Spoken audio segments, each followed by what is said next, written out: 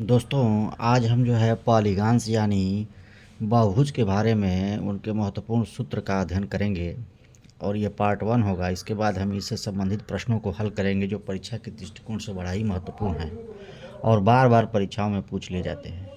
देखिए, ये पहला है कि प्रत्येक बाह्य कोण, एक जो बहुभुज होता है उसका प्रत्येक बाह्य कोण 360/n होता है, जहाँ n जो है उसमें नंबर ऑफ आर्म्स है, उसमें भुजाओं की संख्या है। जैसे मान लीजिए उदाहरण के रूप में इसमें हम एक त्रिभुज को ले लें। त्रिभुज में 3 होते हैं, यानी इनका जो बाह्य कोण होगा वो 360 डिग्री बटे 3 यानी 120 डिग्री होगा। कौन सा होगा? ये त्रिभुज है और मान लीजिए ये 60-60 का है तो कितना हो जाएगा? 120 डिग्री ये हो जाएगा। अंतः कोण जो होता है त्रिभुज का, मान लीजिए अंतः कोण क्या होगा? यह 120 हो गया और ये क्या होगा? 180 में से बाह्य कोण निकाल देंगे तो त्रिभुज में अगर 180 में से 120 निकाल देंगे तो कितना हो जाएगा? 60 अंश, यही उसका अंतः कोण निकल जाएगा। दूसरा है कि n भुजाओं वाले बहुभुज में सभी अंतः कोणों का योग इतना होता है 2n-4 गुणे 90 अंश। अब कैसे? त्रिभुज के केस में देख लीजिए, जहाँ n क्या है, त्रिभुज में कितनी भुजाएं होंगी? 3। इसमें n बराबर 3 रख दीजिए तो 2 गुणे 3 ऋण 4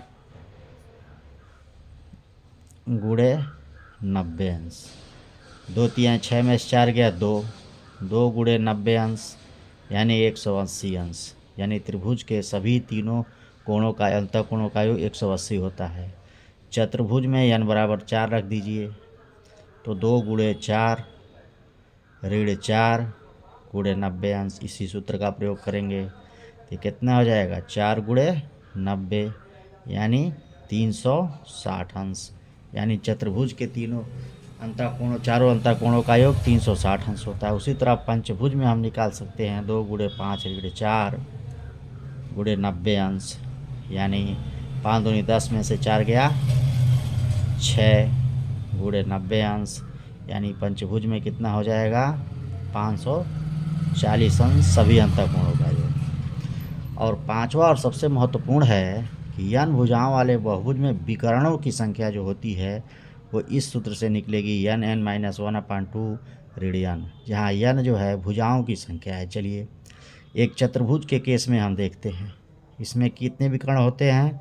2। इस फार्मूले में रखिए, चतुर्भुज में भुजाएं कितनी होती हैं? 4। n बराबर 4 रख दीजिए तो कितना हो जाएगा? 4 ऋण 1 बटा 2 ऋण भुजाओं की संख्या 4, यानी कितना होगा? 4 तिया 12 बटे 2 यानी 6 ऋण 4 बराबर 2, यानी विकर्ण 2 आ गए। पंचभुज के केस में देखिए कितने विकर्ण होते हैं? 1 2 और ये 3। n बराबर 5 रखिए पंचभुज के केस में तो ये 5 गुणे 4 बटा 2 ऋण 5, यानी कितना हो जाएगा? 5 को 20, 20 में से 5 चला गया, 5 को 20 में से 10 में से 5 गया, सॉरी कहीं गलती हो रही है। पंचभुज के केस में n(n-1/2 ऋण n), सॉरी ये पंचभुज में 5 विकर्ण होंगे, 1 2 3 और ये 4 और ये 5, ये कितने हो जाएगा? 10 में 5 विकर्ण हो जाएंगे। खटभुज के केस में देख लीजिए 6 गुणे 5 बटा 2 ऋण 6, यानी 6 पचे 30 15 माइनस 6 यानी 9 विकर्ण होंगे। तो ये था पॉलीगॉन से संबंधित कुछ महत्वपूर्ण सूत्र। आगे आने वाले क्लास में हम इनसे संबंधित प्रश्नों को हल करेंगे। Thank you for watching.